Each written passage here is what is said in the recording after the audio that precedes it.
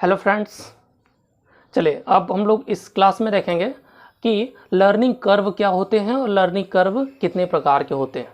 ठीक है, चलिए लर्निंग कर्व आगे बढ़ते हैं, फटाफट करते हैं। लर्निंग कर्व,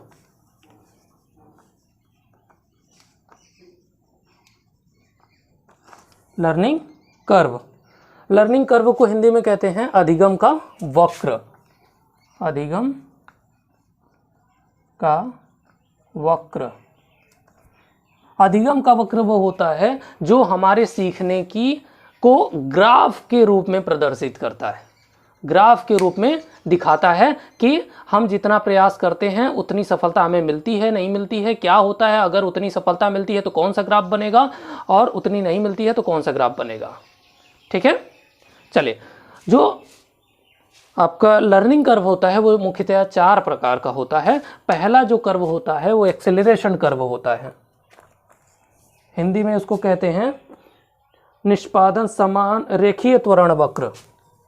हम हिंदी में ही लिखते हैं रेखीय त्वरण वक्र, रेखीय त्वरण वक्र। रेखीय त्वरण वक्र में क्या होता है आपका, चलिए छोटा छोटा चित्र भी बनाते चलेंगे साथ साथ ताकि आपको चीज़ें क्लियर हो जाए। एक मिनट, आपको हम एक ही पेज पर सोच रहे हैं कि चारों चीज़ों को एक साथ दिखा दें। 2 इधर दिखा देते, 2 इधर दिखा देते हैं। ठीक है, रेखीय त्वरण वक्र, रेखीय त्वरण वक्र का जो चित्र बनेगा वो कुछ इस तरीके का बनेगा, ऐसे। ठीक है, ऐसे। तो इसमें अगर हम क्या करते हैं, यहाँ पे 0 कर लीजिए, एक्स वाई। ठीक है, ये दोनों एक्सिस हैं। यहाँ पे प्रयास कर लीजिए, यहाँ पे प्रतिफल, ये ऐसा सभी में रहेगा। ठीक है, अब रेखीय त्वरण वक्र या पॉजिटिव एक्सेलरेशन कर्व क्या होता है, पॉजिटिव एक्सेलरेशन कर्व या एक्सेलरेशन कर्व या फिर आपका कर्व ऑफ इक्वल रिटर्न वो होता है जिसमें वो तब बनता है जब हम जितना प्रयास करते हैं, जितना हम प्रयास करेंगे उतनी हमें सफलता मिलेगी। अगर हम 10% प्रयास किए तो हमें सफलता 10% मिली, 5% प्रयास किए तो 5% मिली, 15 किए तो 15 मिली। जितना हमने गुड़ डाला उतना मीठा हो गया कोई भी चीज़, जितना हमने प्रयास किया उतना प्रतिफल जब मिलेगा, उसके लिए जो कर्व बनेगा वो कर्व होगा आपका रेखीय त्वरण वक्र। ठीक है, चलिए नेक्स्ट है वर्धमान धनात्मक त्वरण वक्र।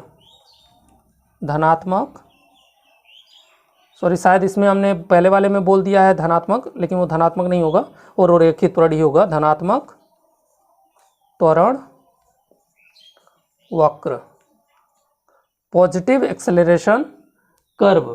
पॉजिटिव एक्सेलरेशन कर्व कब बनता है, उसका कर्व कुछ इस तरीके से रहेगा, दिखाई नहीं दे रहा है, इधर बना देते हैं इसको। पॉजिटिव एक्सेलरेशन कर्व कुछ इस तरीके का बनेगा, इसमें इस तरीके का।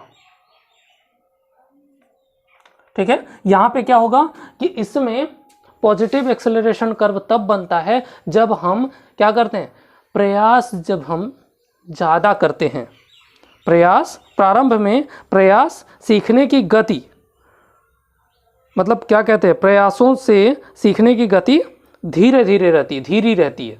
जब हम स्टार्ट करते हैं तो उस समय हम क्या करते हैं, बहुत धीरे धीरे सीखते हैं, लेकिन जैसे जैसे जैसे जैसे हमारे अंदर पारंगतता आती जाती है, जैसे जैसे हमारा एक्सपीरियंस बढ़ता जाता है, हम वैसे वैसे हम तेज़ी से सीखना शुरू करते हैं। तब ये जो है कर्व बनता है पॉजिटिव एक्सेलरेशन कर्व का। जैसे आप अभी हमारा ही एग्जांपल ले लीजिए कि हमारा पहला वीडियो और आज का वीडियो दोनों में बहुत अंतर है।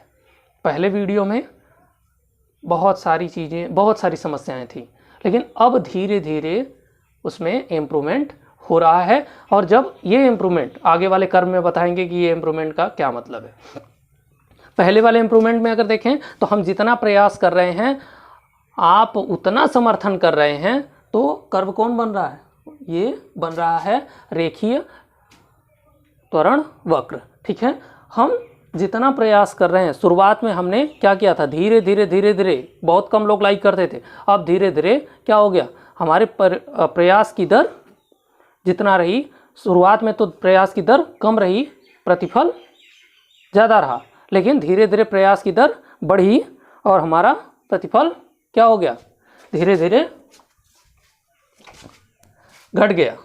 सॉरी, ऐसे हम कह सकते हैं कि शुरुआत में जो है प्रयासों की गति धीमी रही, परंतु धीरे धीरे तेजी से हो गई। जैसे कठिन विषय, मान लीजिए जैसे हम कोई कठिन विषय पढ़ते हैं, तो कठिन विषय पढ़ते समय हमारा क्या होता है, कठिन विषय पढ़ते समय हम शुरुआत में बहुत धीरे धीरे काम करते हैं, लेकिन जैसे जैसे उसके साथ हम फैमिलियर होते जाते हैं, वैसे वैसे बहुत तेज़ी से हम बढ़ने लगते हैं। तो यहाँ से 0 से निकल करके आप 1 2 3 4 करते हुए आप धीरे धीरे क्या हो जाते हैं, धीरे धीरे इम्प्रूव करने लगते हैं, तब ये कर्व बनता है आपका धनात्मक त्वरण वक्र।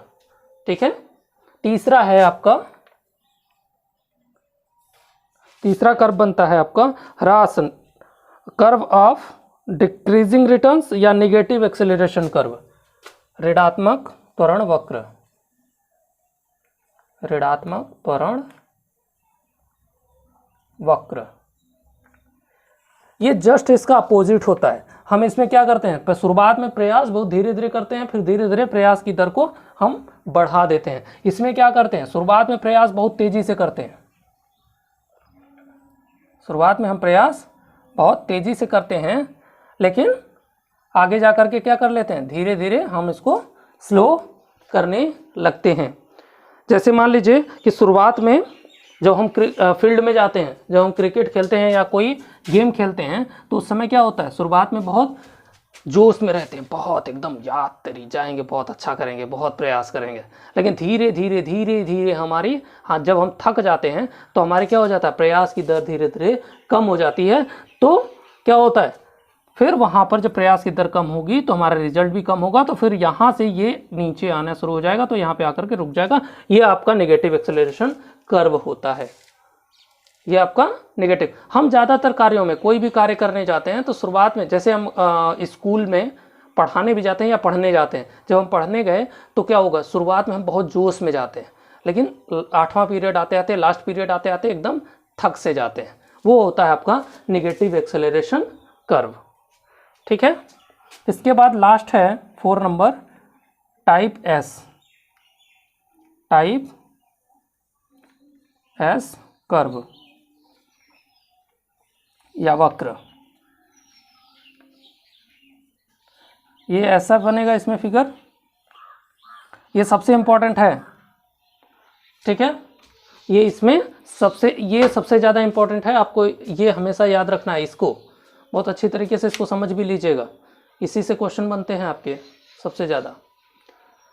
टाइप एस एक्सेलरेशन कर्व ये कब बनेगा, जब ये और ये दोनों वक्र एक साथ मिल करके इस वक्र का निर्माण करते हैं,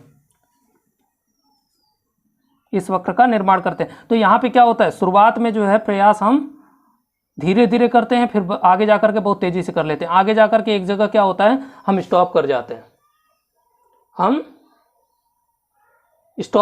हैं, तो इसी को कहते हैं हम सीखने का पठार।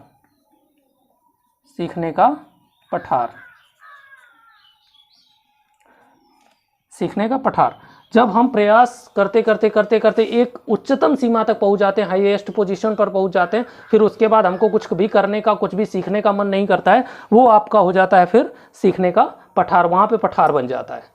ठीक है, तो सीखने का पठार। इसके बाद पठार के जस्ट ऊपर हम क्या करते हैं, फिर हम बहुत तेजी से सीखते हैं, फिर इसके बाद एकदम नीचे आने लगते हैं डिक्रीजिंग ऑर्डर में।